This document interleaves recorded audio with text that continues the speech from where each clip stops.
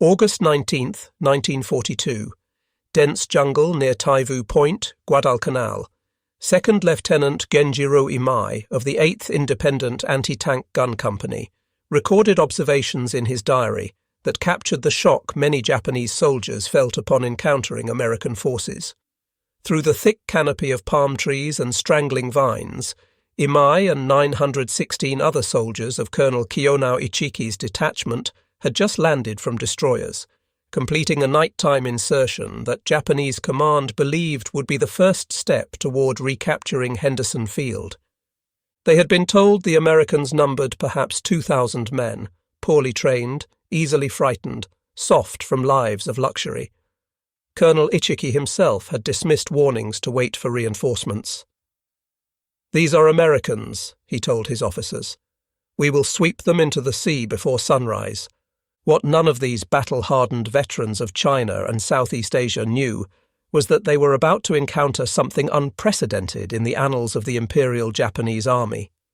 Not merely defeat, which was itself unthinkable for soldiers who had known nothing but victory since 1937, but a systematic demolition of every tactical assumption, every strategic concept, every ideological certainty that defined the Japanese way of war. The jungle itself would become an American weapon. The darkness that Japanese forces had owned since the beginning of the war would betray them. And the overwhelming superiority in equipment, coordination, and sheer destructive capability would shatter the myth of Japanese invincibility in close combat. The transformation had begun 2 weeks earlier, on August 7th, when 11,000 United States Marines of the 1st Marine Division stormed ashore at Lunga Point. General Alexander Vandergrift's Leathernecks were executing Operation Watchtower, the first American offensive operation of the Pacific War. Their objective seemed straightforward on paper. Seize the nearly completed Japanese airfield. Establish a defensive perimeter. Hold the position until relieved. In reality, they were about to fight the longest, most brutal campaign in Marine Corps history up to that point, in an environment that would test human endurance to its absolute limits. The island itself was a vision of tropical hell. Guadalcanal stretched 90 miles long and 25 miles wide, its interior dominated by mountains reaching 8,000 feet into perpetual clouds. The coastal plain where Henderson Field sat was a strip of kunai grass, swamp, and jungle, so thick that visibility dropped to mere feet. The heat was suffocating, humidity never dropping below 90%. Mosquitoes swarmed in clouds so dense that men inhaled them. The rivers and streams that looked clear and inviting on reconnaissance photographs teemed with parasites and disease. Malaria, dengue fever, dysentery, and tropical ulcers would eventually disable more men than enemy action. But on that first morning, the Marines found the airfield almost undefended. The 2,200 Japanese construction workers and 600 naval troops fled into the jungle, abandoning equipment, supplies, and most critically, the airfield itself. By nightfall on August 8th, American engineers were already working to complete the runway. They would name it Henderson Field, after Major Lofton Henderson, a Marine aviator killed at Midway. Within days, the first aircraft would land, and the island would become home to what history would remember as the Cactus Air Force. The Japanese response was swift and catastrophic for American naval forces. On the night of August 9th, Vice Admiral Gunichi Mikawa led 7 cruisers and 1 destroyer through the darkness in a brilliant surprise attack. The Battle of Savo Island became the worst defeat in United States Navy history. 4 heavy cruisers, USS Quincy, USS Vincennes, USS Astoria, and HMAS Canberra, were sent to the bottom in less than an hour. More than 1,000 sailors died in the flaming waters. The surviving Allied naval forces withdrew, taking with them most of the supplies that had not yet been unloaded. The Marines were stranded, cut off, facing a reinforced enemy with barely half their equipment and food. What the Japanese High Command failed to grasp in those early August days was that Henderson Field had become the key to everything. Control of the airfield meant control of the surrounding seas during daylight hours. Aircraft operating from Henderson could strike any Japanese ship within 200 miles. This single fact would dictate the entire nature of the campaign. The Japanese could own the night, sending in troops and supplies aboard fast destroyers in runs that became known as the Tokyo Express. But when dawn broke, American aircraft ruled the skies. The strategic situation demanded that Japan retake Henderson Field immediately, before the Americans could fortify their position. Imperial General Headquarters assigned the task to Lieutenant General Harukichi Hyakutake's 17th Army, based at Rabaul. Hyakutake had only limited forces available. The 35th Infantry Brigade under Major General Kiyotake Kawaguchi was at Palau. The 4th Infantry Regiment was in the Philippines. The closest unit was Colonel Ichiki's 28th Infantry Regiment, which had been stationed near Guam, originally intended for the Midway operation that had been cancelled after the naval disaster in June. Colonel Kiyonao Ichiki was an infantry school instructor with a reputation as a first-rate tactician. He was also known for being impulsive and having supreme confidence in Japanese fighting spirit over American material. Before departing Truk for Guadalcanal, Ichiki received clear orders to wait for the rest of his regiment before attempting to retake the airfield. But Ichiki had very little respect for American soldiers. He had studied reports from China, from the Philippines, from everywhere Japanese forces had encountered Western troops. They lacked discipline. They broke under pressure. They could not match Japanese warriors in close combat. On the night of August 18th, 6 destroyers delivered 917 men of Ichiki's first element to Taivu Point, 15 miles east of the American perimeter. The landing went smoothly, undetected by American forces. Ichiki immediately sent out reconnaissance patrols to assess enemy strength and defensive positions. It was a routine tactical decision that would prove fatal. On August 19th, a patrol from Company A, 1st Battalion, 1st Marines under Captain Charles Brush, was moving along the coastal track toward Coley Point when they spotted Japanese soldiers. The two forces collided in a brief, vicious firefight. The Marines killed 31 Japanese soldiers and captured documents that revealed the presence of a significant enemy force in the area. More importantly, the captured papers showed that the Japanese severely underestimated American strength. Captain Brush raced back to the perimeter with his intelligence haul. General Vandergrift immediately understood what was coming. A Japanese attack. Soon. Probably from the east. He ordered Colonel Clifton Cates to strengthen defences along the sandbar at the mouth of what Marines called the Tenaru River. It was actually the Ilu River, but the misidentification would stick in all subsequent accounts. Cates deployed Lieutenant Colonel Leonard Cresswell's 2nd Battalion, 1st Marines along the riverbank, with machine guns positioned to create interlocking fields of fire across the sandbar.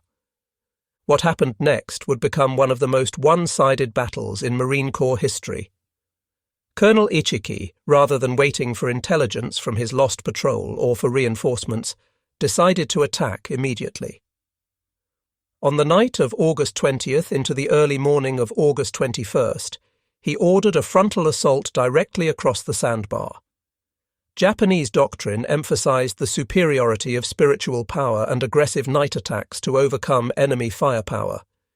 Ichiki believed his veterans could break through American defenses through sheer audacity and close quarters fighting where Japanese soldiers excelled with bayonets and grenades. Just after midnight, Solomon Islands scout Jacob Vuza, who had escaped Japanese captors after hours of torture, stumbled into Marine lines with a warning. The Japanese were coming. Minutes later, the attack began. Hundreds of Japanese soldiers charged across the sandbar, screaming battle cries, firing rifles, hurling grenades. They ran directly into a killing zone the Marines had prepared with methodical precision. The M1917A1 Browning water-cooled machine guns opened fire. These weapons, perfected during World War I, were the unsung heroes of Marine firepower. Each gun could sustain 600 rounds per minute indefinitely as long as the water jacket stayed filled. The Marines had positioned them in mutually supporting positions so that no area of the sandbar remained uncovered. Japanese soldiers fell in waves as the heavy .30 caliber rounds tore through flesh and bone. Those who made it across the sandbar encountered 37mm anti-tank guns loaded with canister rounds, essentially giant shotgun shells that turned men into shredded meat. The attack continued for hours. Wave after wave of Japanese soldiers charged into the machine gun fire. Some made it to the Marine positions and engaged in hand-to-hand combat. Marines fought with rifles, knives, fists, anything available. But the defensive preparations held. The interlocking fields of fire prevented any Japanese breakthrough. As dawn approached, Colonel Ichiki's attack had completely stalled. More than 800 of his men lay dead or dying on the sandbar and in the shallow water. Daybreak brought no relief for the surviving Japanese. General Vandergrift ordered a counterattack using elements of the 1st Battalion, 1st Marines. 5 M3 Stuart light tanks crossed the sandbar and began systematically hunting down Japanese soldiers who had taken cover in the coconut groves. War correspondent Richard Tregaskis, watching from a Marine position, described the scene. It was fascinating to see them bustling amongst the trees, pivoting, turning, spitting sheets of yellow flame. We had not realized there were so many Japanese in the grove. Group after group were flushed out and shot down by the tank's canister shells. By midday on August 21st, the Battle of the Tenaru was over. Of the 917 Japanese soldiers who had landed at Taivu Point, approximately 800 were dead. Approximately 128 survivors, mostly from support units that had remained near the landing site, melted into the jungle.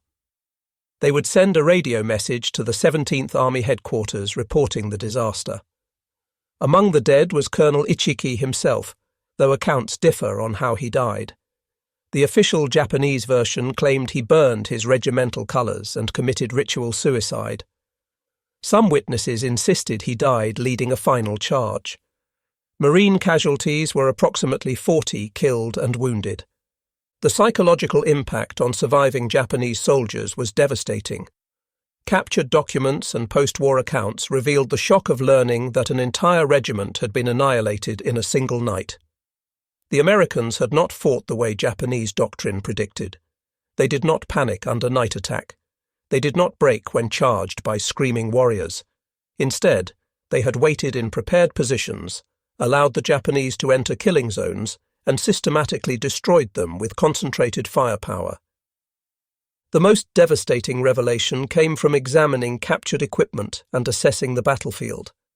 The Americans possessed a level of material wealth that Japanese intelligence had completely failed to comprehend. The Browning machine guns never jammed, never overheated beyond their designed capacity, never failed from poor maintenance or inadequate spare parts. Every Marine seemed to carry more ammunition than an entire Japanese squad. The artillery support that Marines could call upon exceeded anything the Japanese could deploy, and the coordination between infantry, artillery, and even naval gunfire from ships offshore represented an integrated system of destruction that Japanese forces had never encountered.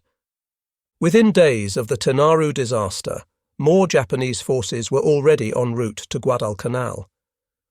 Admiral Isoroku Yamamoto organized a massive naval operation to support the next attempt to retake Henderson Field. 3 slow transport ships departed Truk on August 16th, carrying the remaining 1,400 soldiers from Ichiki's regiment, plus 500 naval marines. After the Naval Battle of the Eastern Solomons resulted in heavy damage to one of the transports, Japanese command decided to abandon slow transport ships entirely. Instead, they would use destroyers for what became known as the Tokyo Express runs. Between August 29th and September 4th, various destroyers and light cruisers delivered almost 5,000 troops of Major General Kawaguchi's 35th Infantry Brigade to Taivu Point. The Tokyo Express worked brilliantly as a method of moving men. Destroyers could make the round trip from the Shortland Islands to Guadalcanal in a single night, minimizing exposure to American air attack. But the method had a critical weakness. Heavy equipment could not be transported this way. Artillery pieces, tanks, trucks, and most importantly, adequate food and ammunition had to be left behind.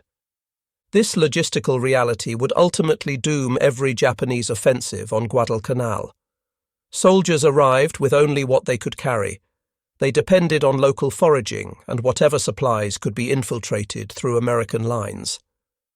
As the campaign wore on, Japanese troops would find themselves fighting not just against American firepower, but against starvation itself. General Kawaguchi set September 12th as the date for his assault on Henderson Field. His plan called for a three-pronged attack. One force would strike from the west along the coastal area. A second force would attack from the south, penetrating through dense jungle to strike at what Japanese intelligence believed was the weakest point in American defenses.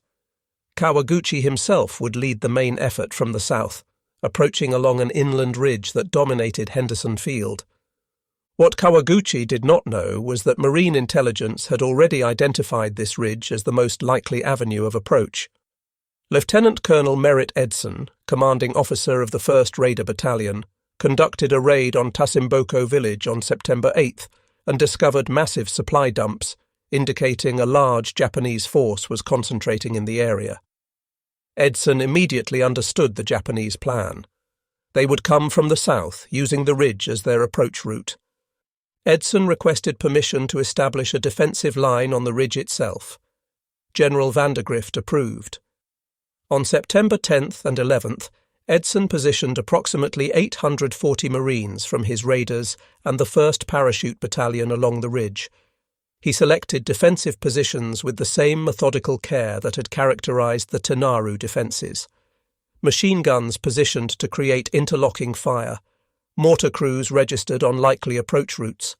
Artillery from the 11th Marines plotted defensive fire missions. Every advantage of terrain and firepower was calculated and prepared. The ridge itself was a narrow coral spine, approximately 1,000 meters long, consisting of 3 distinct hills covered with kunai grass and scattered trees. Deep ravines bordered both sides, heavily wooded and in some places impenetrable. It was the perfect terrain for a night attack by infiltrating infantry. It was also, if properly defended, a killing ground. On the night of September 12th, Kawaguchi's forces began their assault. Unlike Ichiki's frontal charge, this was a more sophisticated attack.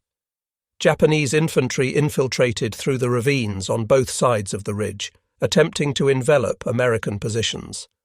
Small units probed for weak points. When they found them, larger forces concentrated for breakthrough attempts. The fighting was savage and confused. In the darkness, Marines sometimes found themselves engaged in hand-to-hand combat with Japanese soldiers who had infiltrated to within grenade range. But the defensive preparations held. When Japanese forces concentrated for breakthrough attempts, Marine mortars and artillery shattered them. The 11th Marines fired more than 2,000 rounds during the night, dropping high-explosive shells so close to Marine positions that shrapnel wounded friendly troops. Machine gun crews fired until their barrels glowed red in the darkness. Individual Marines fought with rifles, pistols, knives, entrenching tools, anything that came to hand. Sergeant Major Jacob Wauser, the same scout who had warned of the Tenaru attack, moved through the lines encouraging Marines and pointing out Japanese infiltration routes. Sergeant John Basilone manned a machine gun position that became critical to the defense. When his gun crews were killed or wounded, Basilone continued firing alone, repelling wave after wave of Japanese attacks. He would later receive the Medal of Honor for his actions that night. 2 Marines would earn the Medal of Honor at Edson's Ridge, and 19 would receive the Navy Cross. As dawn broke on September 13th, the Japanese attack had failed to break through, but Kawaguchi had more troops available and prepared to renew the assault the following night. Edson pulled his lines back to the centre of the ridge, consolidating his forces. General Vandergrift sent reinforcements, bringing the total defending force to approximately 2,500 men. The Japanese would attack again, but this time the Marines were ready with even stronger positions and more concentrated firepower.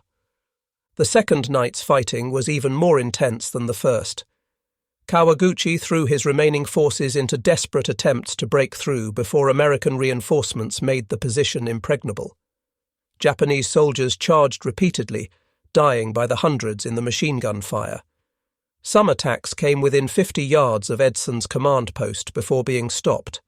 At one point, the situation was so desperate that Edson himself grabbed a rifle and joined the firing line. But again, American firepower and defensive preparation prevailed. By dawn on September 14th, Kawaguchi's offensive had completely collapsed. Japanese casualties were staggering. Approximately 830 to 850 Japanese soldiers died on and around Edson's Ridge. Marine casualties totaled approximately 104 killed and over 200 wounded between the Raider and Parachute battalions. The ridge that would forever after be known as Bloody Ridge, or Edson's Ridge, had become a monument to the effectiveness of American defensive doctrine.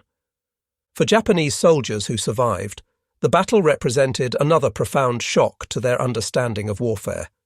Captured diaries and post-war accounts consistently described the same realization. Japanese forces had expected to fight other infantry in darkness, where their training and spirit would triumph.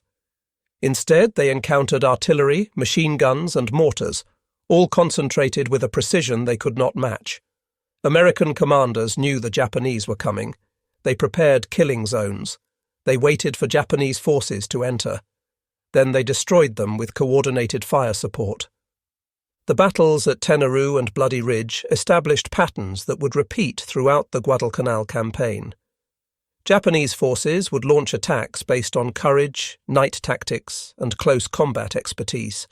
American forces would respond with overwhelming firepower, coordinated combined arms operations, and defensive positions carefully prepared to maximize their advantages. The outcome was predictable. Japanese casualties would be catastrophic. American casualties would be significant but sustainable.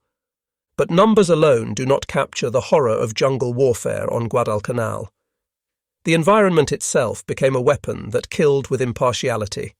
Malaria infected nearly every man who spent more than a few weeks on the island. By December 1942, the 1st Marine Division would report over 8,000 malaria cases. Tropical diseases disabled approximately 2/3 of the division. Dysentery was universal. Men suffered from fungal infections that ate through skin. Jungle rot caused open sores that never healed in the humid heat. Dental problems with no treatment led to abscessed teeth and systemic infections. The Japanese suffered even worse. Their supply situation meant inadequate food from the beginning. Soldiers were supposed to receive field rations, but the Tokyo Express could rarely deliver enough. Men subsisted on whatever they could forage, supplemented by occasional rice deliveries that had to be stretched impossibly thin. Starvation became a constant companion. Medical supplies were almost non-existent. Quinine for malaria prevention ran out quickly and was never adequately resupplied. Wounded soldiers often died from infections that would have been easily treatable with proper medicine. Japanese documents captured later in the campaign painted a horrifying picture of conditions. A medical officer's report from late October noted that more than 60% of the 17th Army's forces on Guadalcanal were incapacitated by disease or malnutrition. Combat effectiveness had dropped to perhaps 30% of authorized strength. Soldiers were dying at a rate of 50 per day, most from starvation and disease rather than combat wounds. American supply ships, protected by Henderson field aircraft during daylight hours, regularly delivered food, ammunition, medical supplies, and replacement equipment. Shortages occurred, particularly in August and early September, when naval defeats left the Marines temporarily cut off, but these were temporary. By October, the flow of supplies had become reliable. Marines ate canned rations that, while not appetizing, provided adequate calories and nutrition. Ammunition was plentiful enough that machine gunners could fire until their barrels wore out, then request replacements. Medical care included field hospitals with surgical capabilities, plasma for blood transfusions, sulfur drugs for infection, and eventual evacuation of serious cases to rear area hospitals. Japanese logistics consisted of whatever could be carried on destroyer decks or infiltrated through American lines. Soldiers learned to make a single rice ball last an entire day. Ammunition was conserved to the point that orders often restricted fire to only when absolutely necessary. Medical care meant a bandage if you were lucky, amputation without anesthesia if you were unlucky, or death if your wound became infected. Seriously wounded soldiers were often given grenades and left behind to commit suicide rather than burden their units or risk capture. In late October, the Japanese mounted their largest offensive of the campaign. General Hyakutake himself came to Guadalcanal to personally command the operation. He brought elements of the 2nd Division, including experienced troops from China. The plan called for coordinated attacks from multiple directions, with the main effort coming from the south through dense jungle similar to the Bloody Ridge approach. This time, however, Japanese forces would have more men, better coordination and artillery support that had finally been delivered via destroyers. The offensive began on October 23rd with a preliminary attack from the west. 9 Japanese tanks, rare on Guadalcanal because of the difficulty transporting them, led an assault across the Matanikau River. American defenders, including elements of the newly arrived 164th Infantry Regiment from the American Division, were ready. Anti-tank guns, artillery, and even an M3 Stuart tank knocked out all 9 Japanese tanks in quick succession. The attack collapsed with heavy casualties. The main assault came on the night of October 24th to 25th. Approximately 5,600 Japanese troops under Major General Yumio Nasu attacked from the south, hoping to break through American lines south of Henderson Field. They faced the 1st Battalion, 7th Marines under Lieutenant Colonel Louis Chesty Puller, reinforced by elements of the 164th Infantry Regiment. The fighting that night became legendary in Marine Corps history. Japanese attacks came in waves throughout the night. Individual breakthroughs were sealed by immediate counterattacks. Machine gunners fired until their weapons failed, then grabbed rifles and continued fighting. Artillery from the 11th Marines fired danger-close missions that landed within yards of Marine positions. Offshore, the battleship USS Washington stood by, ready to provide naval gunfire support if called upon. At one critical moment, only a single Marine battalion stood between Japanese forces and Henderson Field. But they did not break. Sergeant John Basilone, who had distinguished himself at Bloody Ridge, again became critical to the defence. When ammunition ran low for his machine gun section, Basilone personally carried ammunition through enemy fire to keep his guns operational. He repaired damaged machine guns under fire. When one gun position was overrun, he grabbed a .45 pistol and led a counterattack that restored the line. By dawn on October 25th, the Japanese offensive had failed. General Nasu was dead, killed by machine gun fire during one of the night attacks. More than 2,000 Japanese soldiers died in the attempt to break through. American casualties were several hundred killed and wounded, severe but sustainable. October 1942 also saw major naval engagements that decisively shifted the balance of power around Guadalcanal. The Naval Battle of Guadalcanal, fought over 4 days from November 12th through 15th, saw some of the most intense surface combat in naval history. In a confused nighttime melee on November 13th, American cruisers and destroyers engaged a Japanese bombardment force that included the battleships Hiei and Kirishima. Rear Admiral Daniel Callahan and Rear Admiral Norman Scott, the only 2 American flag officers killed in World War II surface engagements, died in the fighting. The Americans lost 2 light cruisers and 4 destroyers. 3 more destroyers were damaged, but the Japanese lost the battleship Hiei, disabled in the night action and sunk by aircraft the following day. More importantly, the bombardment mission failed. Henderson Field remained operational. On the night of November 14th to 15th, the battleship Kirishima attempted another bombardment, but was intercepted by the USS Washington and USS South Dakota. In a devastating display of American radar-directed gunnery, Washington put 9 16-inch shells into Kirishima, at ranges where Japanese lookouts could barely see their target. Kirishima sank with heavy loss of life. Perhaps most significantly, American aircraft and surface ships destroyed a Japanese convoy attempting to land the 38th Division with heavy equipment. Of 11 transport ships, only 4 reached Guadalcanal, and these were destroyed by aircraft and artillery before they could fully unload. Japanese casualties from the convoy exceeded 5,000 men. This was the last serious attempt to reinforce Guadalcanal with a large, properly equipped ground force. For Japanese troops already on the island, November marked the beginning of the end. They had expected reinforcement and resupply. Instead, they learned that the naval battles had failed, that the convoys were destroyed, that no more help was coming. Rations were reduced again. Already starving men were told to survive on even less. Medical supplies that had been critically short became non-existent. The sick and wounded filled makeshift field hospitals where doctors could do nothing except watch men die.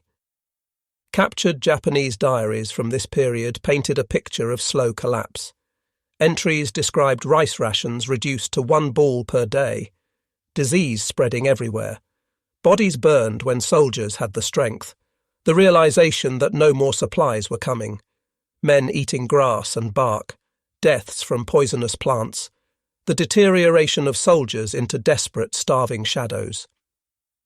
December brought the final reckoning.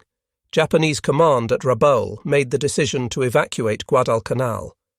They could not admit defeat publicly, but privately they recognized that continuing the operation meant the complete destruction of the 17th Army.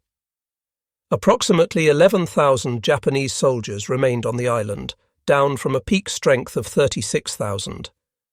Of those 11,000, perhaps 7,000 were fit enough to walk. The rest were sick, wounded, or so weakened by starvation that they could barely crawl. The evacuation, designated Operation K, would be one of the most successful Japanese operations of the entire war. Using destroyer runs similar to the Tokyo Express, Japanese naval forces extracted 10,652 men over 3 nights in early February 1943. It was a remarkable achievement under difficult circumstances, but it could not disguise the magnitude of the defeat. Japanese forces on Guadalcanal reached a peak strength of approximately 36,000 personnel. Of these, roughly 25,000 to 30,000 died, about 14,800 killed in combat, and 10,000 to 15,000 from disease and starvation. American casualties were also severe but sustainable. The Marines and Army units that fought on Guadalcanal lost approximately 1,600 killed in action, 4,200 wounded, and several thousand more temporarily disabled by tropical diseases. But American industry and manpower could replace these losses. New divisions were already training. Ships and aircraft were being produced faster than they could be lost. The strategic initiative had permanently shifted. The psychological impact of Guadalcanal on Japanese military thought cannot be overstated. For the first time, Japanese forces had been defeated in sustained ground combat. Every offensive had failed. Every attempt to apply traditional Japanese tactical doctrine had resulted in catastrophic casualties. The revelation that American forces were not only materially superior, but also tactically competent, well-led and capable of enduring terrible conditions, shattered pre-war assumptions. Japanese officers who survived Guadalcanal and later wrote memoirs or were interviewed after the war consistently emphasized several themes. First, they had completely underestimated American fighting qualities. Second, the disparity in equipment and supplies was far greater than intelligence had suggested. Third, Japanese logistics were fundamentally inadequate for sustained operations against an enemy that controlled the sea and air. Fourth, spiritual power and tactical skill were insufficient against systematic disadvantages in firepower and resources. Post-war accounts from Japanese veterans revealed a consistent assessment. They had believed they were superior warriors. They trained harder, accepted death more readily, mastered night fighting and close combat. But on Guadalcanal, they learned that war is decided by systems. The Americans had systems for everything. Systems for supply, for medical care, for artillery support, for air coordination. Every system functioned. Japanese systems failed because they were never built properly in the first place. Japanese veterans who survived the campaign and were later interviewed provided detailed accounts that contradicted official Japanese explanations for defeat. They acknowledged that American forces fought superbly at night when defending prepared positions. They admitted Americans endured malaria, dysentery, and terrible conditions while maintaining combat effectiveness because logistics supported them. They recognized that American firepower was overwhelming, coordinated, and precisely delivered. A single American battalion had more effective firepower than an entire Japanese regiment. The technical aspects of American superiority were significant. Japanese forces on Guadalcanal fought with Arisaka rifles, bolt-action weapons requiring manual cycling between shots. American Marines initially carried M1903 Springfield rifles, also bolt-action, but supplemented by the M1 Garand semi-automatic rifle as these became available. The Garand's 8-round capacity and semi-automatic operation provided advantages in firefights. Machine guns told an even starker story. The American M1917A1 Browning was water-cooled and could sustain fire indefinitely as long as water and ammunition were available. Japanese machine guns, primarily the Type 96 and Type 99, were lighter and more portable, but lacked sustained fire capability. In defensive positions, this difference was decisive. Artillery superiority was perhaps most significant. The 11th Marines operated M1A1 pack howitzers that could be broken down and transported through jungle terrain. These 75mm weapons provided responsive, accurate fire support. Forward observers with infantry units could call for fire missions and receive rounds within minutes. Japanese artillery on Guadalcanal was limited, difficult to move through jungle, and chronically short of ammunition.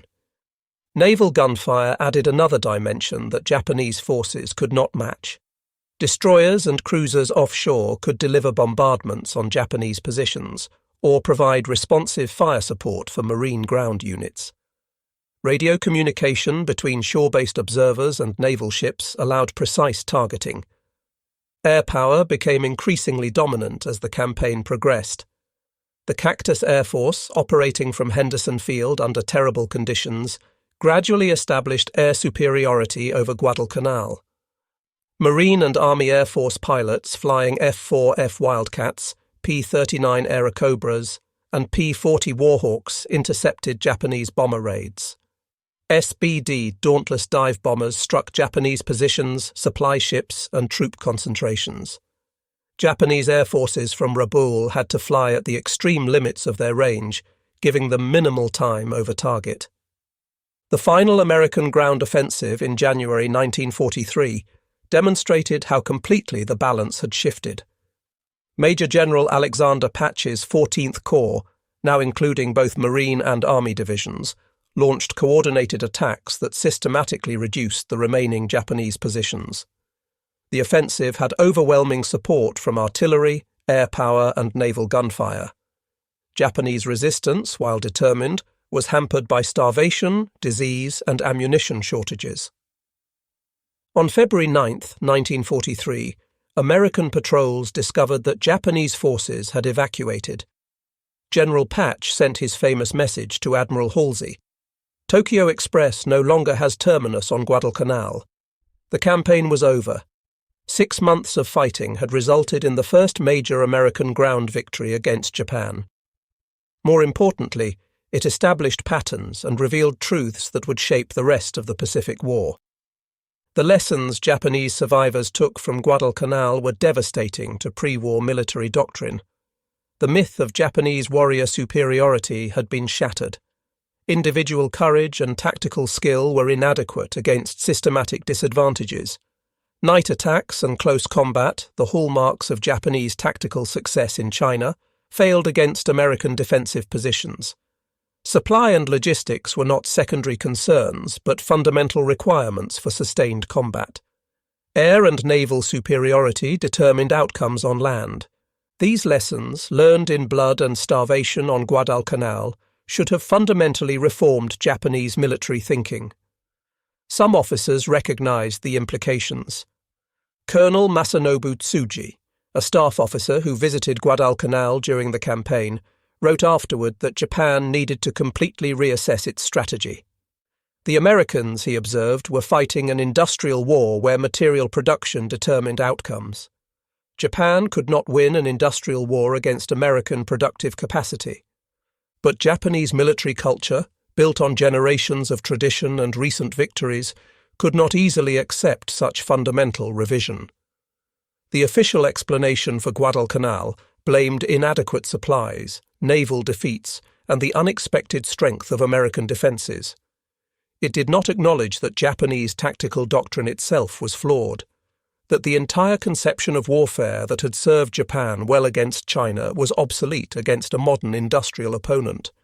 Those Japanese soldiers who survived Guadalcanal and were later captured, or who survived the war, became witnesses to a transformation they never expected. They had entered the campaign as confident warriors of an invincible empire. They left as starving, disease-ridden survivors of a catastrophic defeat. Many later described Guadalcanal as the moment they first understood that Japan would lose the war. Post-war testimonies from Japanese veterans captured this psychological transformation. They acknowledged learning truths that leaders had hidden. The Americans were not weak but overwhelmingly strong, not just in weapons, but in organization, logistics, leadership, and the ability to sustain combat operations. Japanese forces fought with courage and skill. It did not matter. American forces fought with systems and resources Japanese forces could not match. The American perspective on Guadalcanal emphasized different lessons. For Marines and soldiers who fought there, the campaign proved that American forces could match Japanese troops in the brutality of jungle combat. The mythology of Japanese invincibility was destroyed. American defensive doctrine worked. Combined arms coordination was effective. Individual American soldiers, properly trained and equipped, were more than capable of defeating Japanese forces. But Americans also learned respect for Japanese soldiers as tough, determined, skilled adversaries who would fight to the death rather than surrender. The willingness of Japanese forces to continue attacking in the face of hopeless odds, to endure starvation rather than give up, to die rather than retreat, made a profound impression. The contrast between the two sides' approaches to prisoner welfare and surrender illustrated fundamental cultural differences. American forces made efforts to encourage Japanese surrender, dropping leaflets, broadcasting radio messages, offering medical care and food to prisoners. These efforts had minimal success. Of approximately 36,000 Japanese troops who served on Guadalcanal, fewer than 1,000 were captured alive, and most of those were too sick or wounded to resist. The strategic implications of Guadalcanal extended far beyond the island itself. Japan's failure to retake Henderson Field and the eventual evacuation demonstrated that the Japanese defensive perimeter could be penetrated. Allied strategy shifted from defensive operations to offensive campaigns. The industrial and material advantages that America possessed could be translated into military victory if applied systematically. For Japan, Guadalcanal marked the beginning of the end. The loss of experienced troops, pilots, and ships could not be replaced at anything approaching the rate America was producing new forces. The decision to evacuate admitted, however quietly, that Japan could not sustain attritional warfare against American industrial might. The veterans of Guadalcanal on both sides carried their experiences for the rest of their lives. American Marines and soldiers who survived the campaign became cadres for new units, passing along hard-won lessons about jungle warfare, defensive tactics, and combined arms coordination. The 1st Marine Division, pulled off Guadalcanal in December 1942, required months of rest and rehabilitation before returning to combat. Japanese survivors faced an even grimmer future. Those evacuated during Operation K were dispersed to other units throughout the Pacific, carrying with them the psychological burden of defeat and the knowledge that American forces were far more formidable than pre-war propaganda had suggested. Many would die in subsequent battles as Japan's strategic position continued to deteriorate. The island of Guadalcanal itself bore the scars of 6 months of intense combat for decades afterward. Wrecked aircraft, destroyed vehicles, abandoned equipment, and unexploded ordnance littered the jungles and coastal areas. Henderson Field, expanded and improved during and after the campaign, served as a major Allied base for subsequent operations in the Solomons. For military historians and strategists, Guadalcanal provided case studies in amphibious operations, jungle warfare, logistics, air-ground coordination, and the integration of naval power with land operations. The campaign demonstrated that modern warfare required more than brave soldiers and tactical skill. It required industrial capacity, effective logistics, technological superiority, and the ability to sustain operations over extended periods. The human cost of Guadalcanal was staggering on both sides. More than 7,000 American and Japanese servicemen died in the naval battles around the island. On land, American casualties exceeded 7,000 killed, wounded, or missing. Japanese losses exceeded 30,000 from all causes. Thousands more on both sides suffered from diseases and conditions that would affect their health for the rest of their lives. But the strategic significance justified, in military terms, the terrible cost. Guadalcanal represented the turning point where Allied forces shifted from defense to offense in the Pacific. It demonstrated that Japan could be defeated in ground combat. It established air and naval superiority patterns that would characterize the rest of the war. The story of Japanese troops encountering American jungle warfare on Guadalcanal is ultimately a story about the collision between two fundamentally different approaches to modern warfare. One side believed in the supremacy of the warrior spirit, in courage overcoming material disadvantages, in tactics producing victory regardless of resources. The other side believed in systematic application of industrial power, in logistics and firepower as force multipliers, in combined arms coordination as the key to success. The jungle of Guadalcanal became the crucible where these conflicting philosophies met. The outcome, though it took 6 months of brutal fighting to reach its inevitable conclusion, demonstrated that concentrated fire support and logistics, when combined with competent tactics and determined soldiers, created a form of military power that Japanese forces simply could not match. For the Japanese soldiers who survived Guadalcanal and lived to tell their stories, the campaign represented the moment when reality destroyed illusion. They learned that their training had been based on false assumptions, their tactics had been designed for a different kind of war, their logistics had been inadequate from the beginning, and their nation was engaged in a conflict it could not win through military means alone. The Americans who fought on Guadalcanal learned different but equally important lessons. They discovered that they could match Japanese soldiers in the brutality of combat. They proved that American industrial power could be translated into military victory. They developed tactics and doctrine for jungle warfare that would serve them well in subsequent campaigns. And they shattered the myth of Japanese invincibility, replacing it with a realistic assessment of a tough, determined, but ultimately defeatable enemy. Guadalcanal was where Japanese troops were terrified not by American soldiers as individual fighters, though they proved formidable, but by the systematic, overwhelming, relentless application of firepower and material resources that American forces brought to every engagement.